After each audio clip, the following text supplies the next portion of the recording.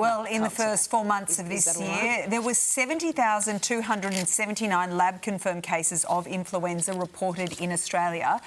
That's a 58.6% jump compared to the same time in 2024. So as we officially enter flu season, what else can we do outside of good hygiene practices and vaccines to build up our immunity and avoid getting sick? Dietitian and nutritionist Gemma O'Hanlon, lovely to see you again. Hello. We need to know all about this. First things first, what does our immune system do? Yeah, so it's really our body's line of defence. So think of your immune system like your army in your body that fights off invaders.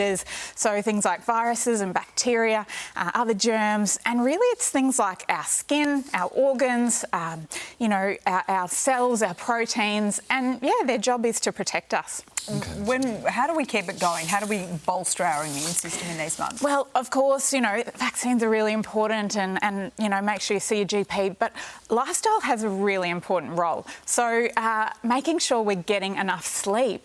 Sleep is so, important, 7 to 9 hours every night.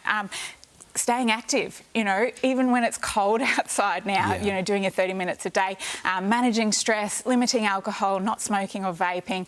And then, of course, our eating pattern, what we eat every day. And interestingly, our immune system, 70% of our immune cells are in our gut. So what we eat is super important. Wow. So what sort of nutrients are we taking then? How are we supporting that immune system?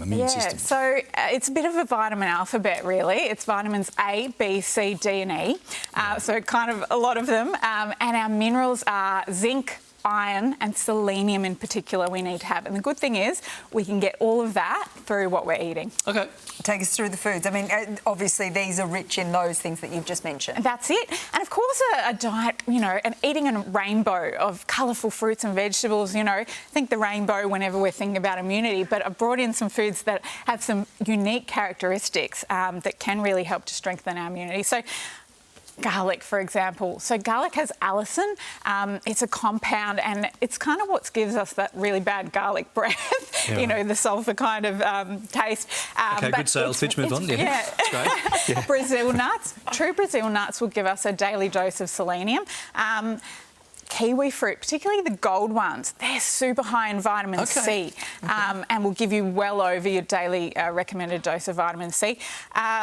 Oysters. Now, of course, you can go to a restaurant and have your beautiful fresh ones, but why not try canned? I mean, you can get them for a couple of bucks and you get about 20 oysters. They're rich in zinc, iron, omega-3s, so really important for our immunity. Just wondering how my night's going to go when I go home to Sylvie and say, we're having garlic and tinned oysters tonight. What about stirred through pasta? I didn't know. Sorry, didn't see the pasta on the table. You can get chefy with them. I'm just picturing you cooking. What else do we need if we can't get around to the cooking? Soup? Yeah, chicken soup. Yeah. So chicken soup, obviously hydrating. It's got the vegetables, the protein from the chicken, but also a molecule called carnosine, which has been linked. So in the bone broth, from the bones, it can, it's really good for our immunity.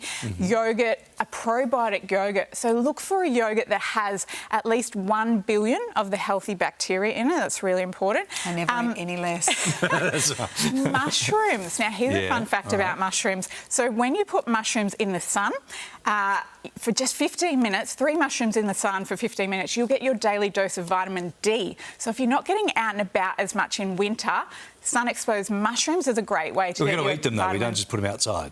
Absolutely. Okay. And what about the potatoes? And potatoes. So potatoes have, when they're cooked and cooled, they develop this special type of fibre called resistant starch. It feeds the good bacteria in our gut, so super good for our immunity as well.